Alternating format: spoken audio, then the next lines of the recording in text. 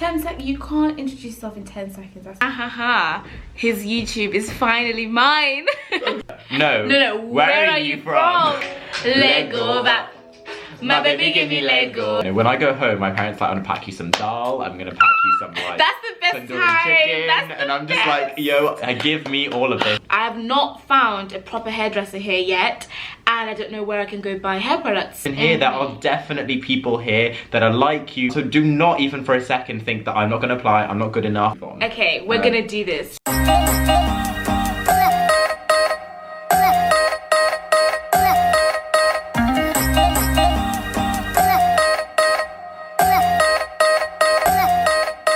Hi everyone, and welcome back to my channel. Hi guys, welcome back to my channel. This is Manny. Follow me for some vlogs. This is Manny. This is Manny. Well, today I have a very special guest for me. I have MissVarz. Hi, my name is MissVarz. I go to Oxford University with Manny, and I study classical archaeology and ancient history At? Lady Margaret Hall. Had to think about that. Lady Margaret Hall. Just in case this is the first time that you've tuned into my channel, I'm Manny. I'm a second year studying computer science and philosophy at University College, Oxford. So today we're going to be talking about a video that quite a few of you have requested, not just recently, also from like the last year when I was on Oxvlog.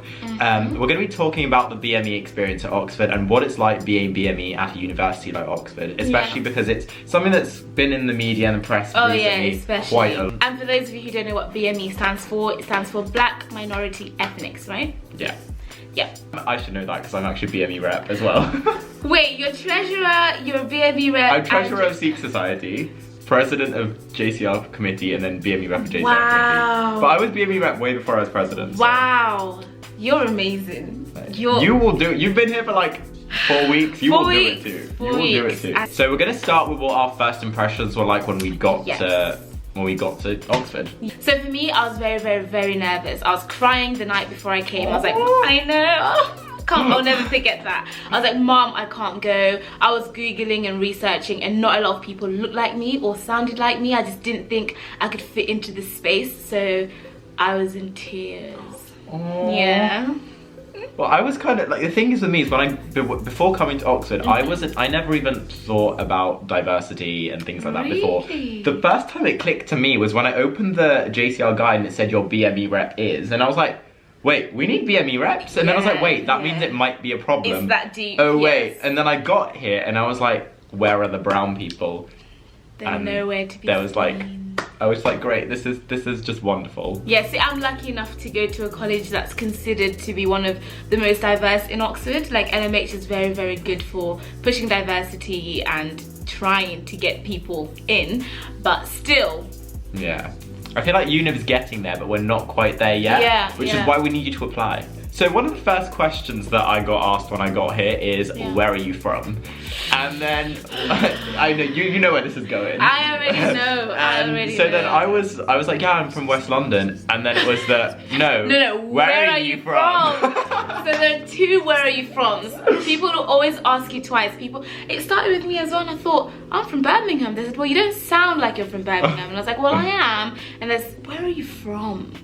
I said, Birmingham. I said, No, that was when I was like, oh shit, it's gonna be one long year. So first thing we want to talk about today is don't be put off applying. Oh yeah, that's a big mistake. There have been a lot of statistics recently in the news, some of which are actually true, horrifyingly true. But do not get put off by applying, because the thing is that although Oxford may seem like this sort of like there's an Oxford type, like there's a kind of person that we need to break those barriers. In order for things to change, people need to apply, people need to start coming. So last year there were 35 black students taken into Oxford out of 3,000. This year there were 55 out of 3,000. So it's bad, but it's getting better. So if every year we try and almost double it, in 10 years, 15 years from now, Oxford might start to look like what it's supposed to look like. It will start to represent society. Exactly. So you guys need to apply, you need to come, you need to start breaking those barriers down, and you have to be the first for someone else to follow. Exactly. please. The thing is that even once you're here, Yeah. we want to assure you that there are so many different societies and networks for you to be a part of. Yes. So for example, when I got here, I joined the Sikh Society nearly instantaneously. What made you want to join? Did you feel as though you wanted to join because it was like any other society, or did you feel that need because you felt slight isolation, or So what made you join? initially, I didn't feel that isolation. I didn't see that like different, like I felt like I didn't feel that initially at all. And I still kind of don't feel it now, but I sort of felt like, you know what, I've been here for like 2 weeks and I really feel like I'm kind of losing touch with my culture. Okay. And I was like, you know what, Yeah, I want to have those people there so that I'm constantly in touch with, whether that's simple stuff like music or food. Exactly, because we go for like Indian meals, we go for club nights to actually listen to like Indian music and things like that. Is really nice. Wow, you must invite me to one. Oh, for sure. No, I go to ACS events all the time. So for me, we have the African and Caribbean Society. So for anyone who's of African or Caribbean heritage, you're welcome. That's to the actual society events, where we talk about stuff, where we have our formal dinners or whatever it is. But when we have open events such as club nights, we invite everybody. Everyone's welcome. They're not just a society that's there for clubbing or partying. We're there to help you with access, we're helping you with sponsorship, we're helping you with careers advice. It's a whole thing. It's about getting you to be a well-rounded person overall, not just, you know, in party. The committee are amazing. So they put on events all the time. Like, because I'm gonna put their links down below, like on Facebook, their Twitter. I feel like they'd be more than happy if you had admissions questions. They'd be willing to answer. 100%. We try and do everything in our power to reach out to lots of people and to let them know, listen, we're here to support you and we're going to tell you what it's really like here so that you're prepared, but we're going to let you know that when you do get here, there's a support system to help you. So don't let those numbers put you off or make you think, oh, it's not for me and they won't like me and I won't fit in and I don't sound like anyone, I don't look like anyone. No, we're here.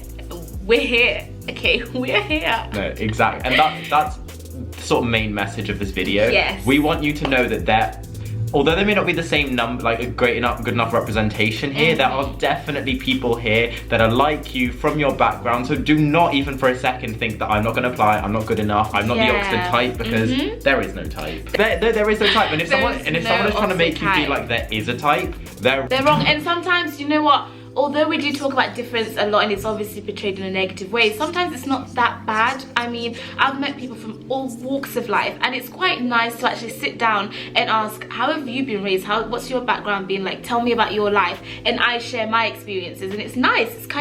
It's nice to be different. It's not always, I don't know, I can't explain it, but it's not always a negative thing. Exactly. I feel like we need more people from diverse backgrounds to be applying to not just Oxford, not just Cambridge, but to higher education in general. Like we need to make sure that you feel comfortable enough to apply just as much as any other person from any other background, because you are just as well equipped if you've got those grades. I remember I was watching Courtney's video on Channel 4 and she was like, I got those A's, I got my grades. I'm supposed to be here as much as anyone else. Now it's the part of the video we're going to talk about the actual struggle of living in Oxford, being BME. Like, that's me, exactly. There's a struggle, but these are very, very, very like minor issues, but obviously they do play a part because they're part of your everyday life, so they do impact you in a way. But just to let you know, it's not a major thing that's I can't sleep at night. These are just minor things that do bother me, but food may be minor for you, but food ain't minor for me. Number one, food. I cannot deal with how bland. Where do you buy your food, Manny? What do you eat? How are you surviving? So, okay, if I was more self-sufficient, I would actually cook for myself, but I can't. Like, I literally, I have to. There is no time in the day for me to cook. If I didn't go to hall, I'd have to spend at least an hour and a half the whole day. Exactly, because you need to prep, you need to eat. So you need breakfast, lunch, and dinner, right? If you're eating how you should eat, and that's what, an hour at a time. That's 3 hours that I could have been doing an essay, reading. I could have done something more productive. Exactly. So food is not. I can't stand and cook. I don't even know where my nearest kitchen is. That's the thing with Oxford, because it's so old. Like, where's your milk? In my fridge. Oh, you have a fridge. Oh yeah, selling it out at uni. We all have fridges. Just you have a fridge. Must be so nice. It must be so nice. So this is a fridge. Yeah, everyone gets a fridge. Must be nice. Wait, Must be okay. Really, they give fridges at some places. Me, I don't have fridge. Where's my own fridge? I'm so mad. Every single room at uni has a fridge. and like it's great. Some people have 2 fridges. Someone could have told me this when I was applying. So for me, food is a slight issue as well because it's just bland. It's just. That's my thing. It's bland. I've just had dinner. It was like a Sunday roast, and it's just ketchup. No ketchup. None. Just sauce. That's how no, honestly, I spiced my food with ketchup. No, the thing is when they have like roast, I love roast chicken, but roast chicken when it's like marinated, like nice sauce with some herbs, with some seasoning. Yeah. But like the second it's with that, it's just like.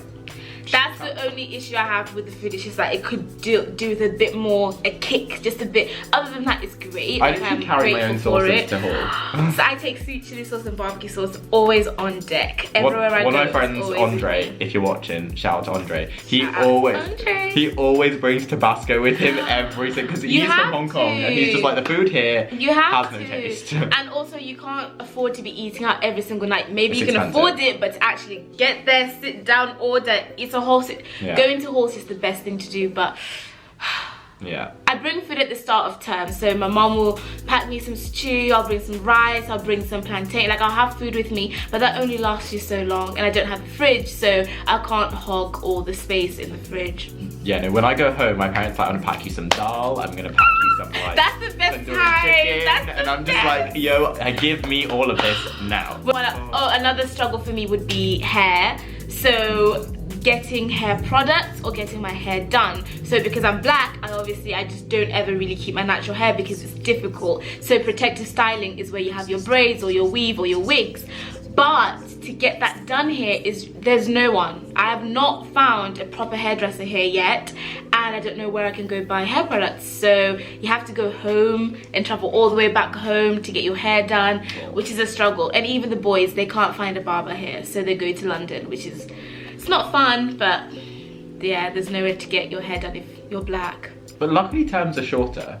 Yeah. Does that help? Yeah, well, I mean... I tried. So for me, I need to get my hair done every 3 weeks or 4 Girl, weeks you max. extra. No, but every 8 weeks or 4 weeks. Every 4 weeks, I mean. So I'd have to go home twice. But I'm trying to learn how to do my own hair, but it's hard. It's really hard. I can imagine. Yeah, do we have any other struggles? Oh, music. Oh my god. No, do you know what? I know exactly what you're gonna say. I have to say, I've learned to actually really, really enjoy Mr. Brightside. Like, I love Mr. Bright. I will sing that, so like that's my song now. Like, there are certain music I thought, oh, guys, we can't keep repeating this. I don't mind the music, but oh, I thought you were serious about Mr. Brightside for a second. I was gonna. No, I'm being dead ass serious. No. I love it. You can't like Mr. downloaded Brightside. it. It's on my Spotify. I love it. But not for a party. That's my only issue. Like when I went to the ACS night in third week, second, I don't know, all the weeks sort of met. Oh yeah, no, I don't know. Second week, it was on my vlog. Go watch it. It was amazing. I was just. Are you on the vlog? No, I didn't take my camera out because I don't want to take my camera out because like I'm just like scared of getting it ruined. Fake friends. She has a video on that as well.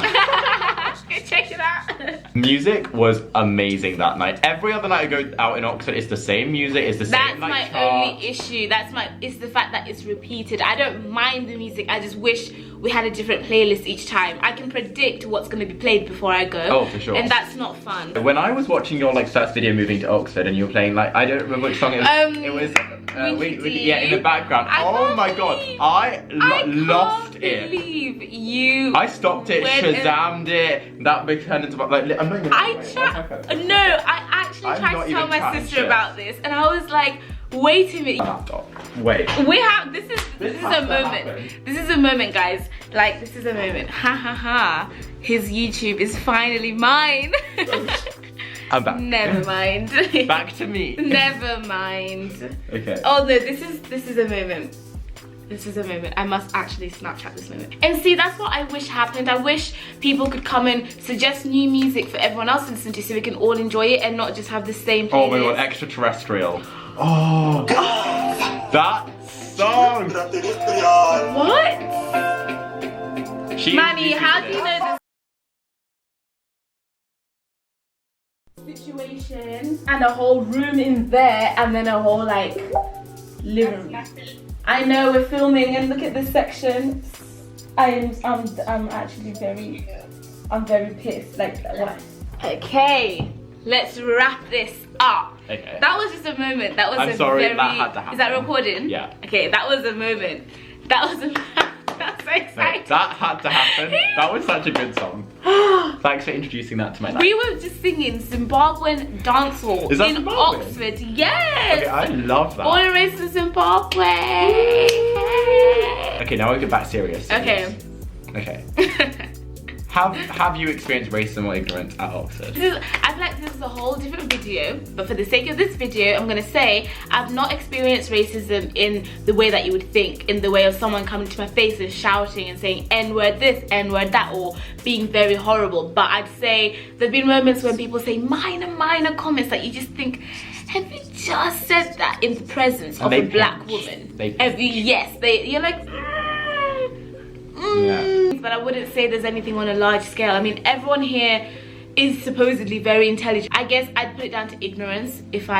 When I do experience stuff, I'm like, you're choosing to be ignorant, in fact.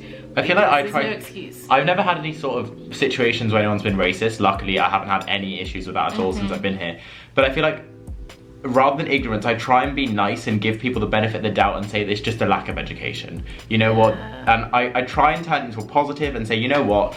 Although, like what you were telling me earlier, like the fact that when you say something, when everyone else in the room, everyone has their opinion. Yes. But when me or you say something, it's like I'm now speaking for every brown male ever. And I'm holding the views of every black person in this world. Exactly, and the thing is that why are we not just an individual person like everyone else? Exactly. So I think that's the worst part. It's like, V, what do you think? But it's really, V, whatever you say. All the black women think in the entire, not even black, what do all the black people think? People, exactly. Yeah. And also when I do change my hair and I go back to natural and I have like my afro or something, you see someone eating their crisps, cheese and onion, yummy, lick their fingers. Your hair looks so cool, straight in there, like. Oh my god, they touch your hair all the time.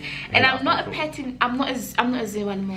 We're here not to just like rant and tell you everything that people say, because people say some ridiculous things. Yeah. We're here but you can get that anywhere. Also. Exactly. Can I just highlight? It's not just Oxford thing. That's just a general thing. What we want to tell you is that we want to flip it around and be like, you know, when you're telling someone the actuality behind these things, you're educating them. You are in part a very small part of that big structural change that we're all trying to get at. Oxford and other universities and other Russell Group universities in general are trying their best to get things changed, but we cannot simply just blame the university. Yes, that was the point we wanted to talk about. We can't, this issue is bigger than just Oxford and Cambridge. The minute we say it's just Oxford and Cambridge, we're basically allowing all other parts of society to get away with their behaviour. Exactly. We're not holding them accountable. We can't just blame Oxbridge. This starts at how your primary schools talk to you and how they encourage you. Your high schools, your sixth forms, how are your teachers approaching Oxbridge? How are they talking to you? How are they telling you you're good enough? Are they pushing you to your limits?